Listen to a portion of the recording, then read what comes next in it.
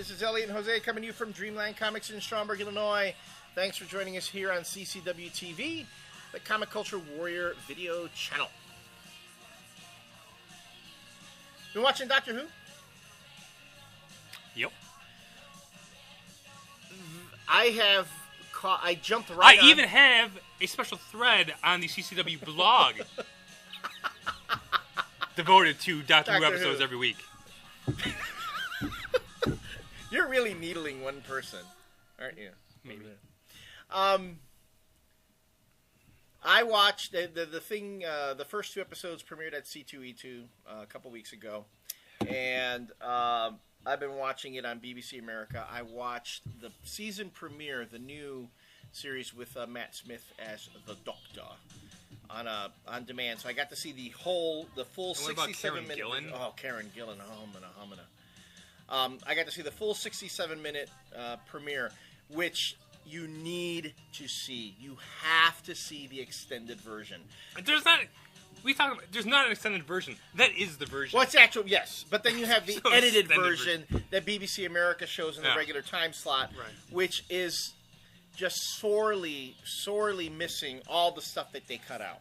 This isn't the first time we've had a problem with BBC America. The last time... No, remember it was Sci-Fi we had the...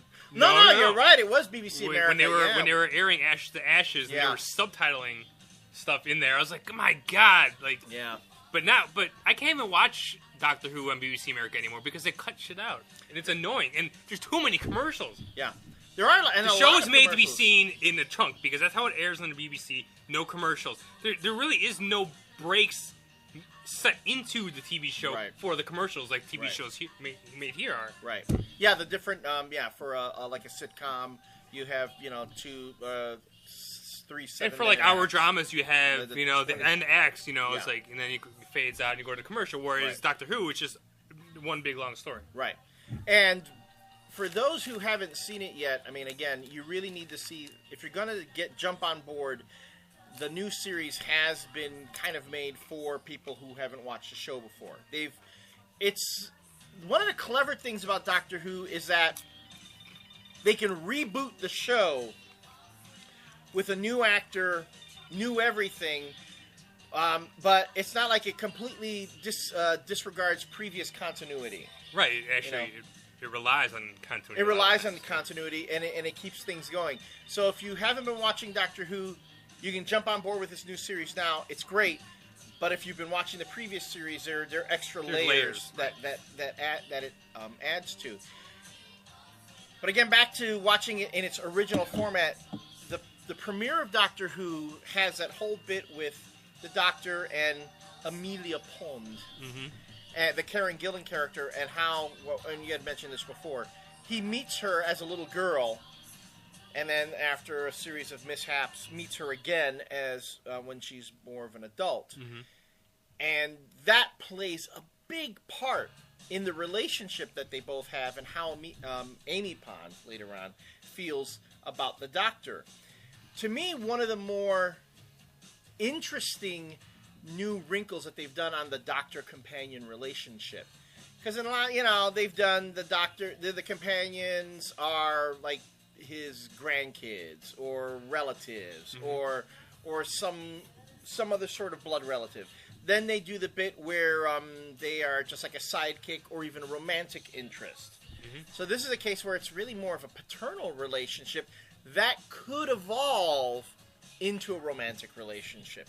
There's a lot of potential for the relationship between these two characters, and what I really enjoy about it is that it did it in a way that is clever, fresh, and new, which is really, I hate to say it, it's a surprise these days, like especially with American television. Yeah. John Layman, though, came out and said that he thought Doctor Who was the most boring thing he's ever seen. Have you seen the shit that guy writes? I would probably think it was boring, too. That guy is schizophrenic, and he's probably got a million things going on in his head at one time, and he can't sit still to watch an hour sci-fi drama. By the way, that does not surprise me at all. No, I'm sorry. John, I kept promising him a review of Chew Number 10. Oh, yeah. We were going to review it today, but Elliot didn't decide to come in early enough to do it. So. Yeah. No, I'll tell you, it was good. How's that? It's good. It's alright. It's alright. I mean, I gotta say, I've read better. Yeah. You need to try harder. Try he's harder. resting on his laurels now. Yeah. Now that he's in the New York Times bestseller, and he's Eisner just like Award sitting nominee. on his couch of money, just letting them, just with a big pile of blow in front of him. He's like Tony Montana. That's pretty cool, actually. Yeah. Anyway, back to Doctor Who. The show, if you haven't watched it before, I've got to recommend this show. It has become my favorite science fiction show on television. Just favorite science fiction show on TV. Replacing BSG, Battlestar Galactica. Oh, Battlestar Galactica was a piece of shit. I really like Battlestar Galactica. I know. I still like Fringe. Fringe is still the one awesome show that you don't watch. That's still probably the best sci-fi, but this is like right up there already. It's only 4 episodes in. Yeah.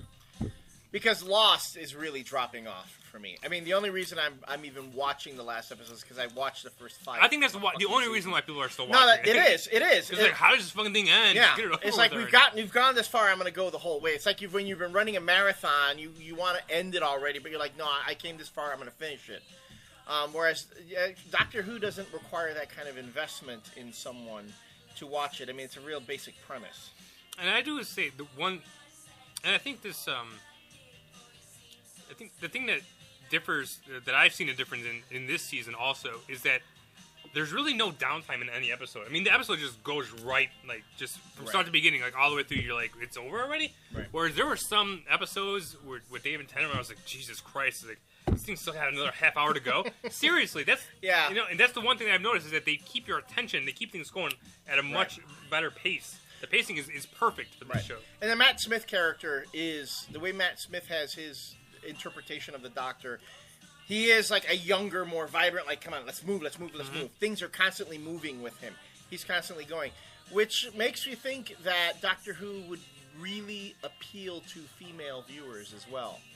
That's kind of that, you always try to find that sort of genre show or movie that appeals to both males and females, and I think Doctor Who. Well, Doctor Who actually helps too because Amy is actually a very strong female character. A very strong female character, actually, and that was one of the things that I enjoy is that they say if you watch the little making of segments that they do after the Doctor Who confidentials, they talk about everything that Karen Gillan brings to the role and how they're trying to give her character a new spin.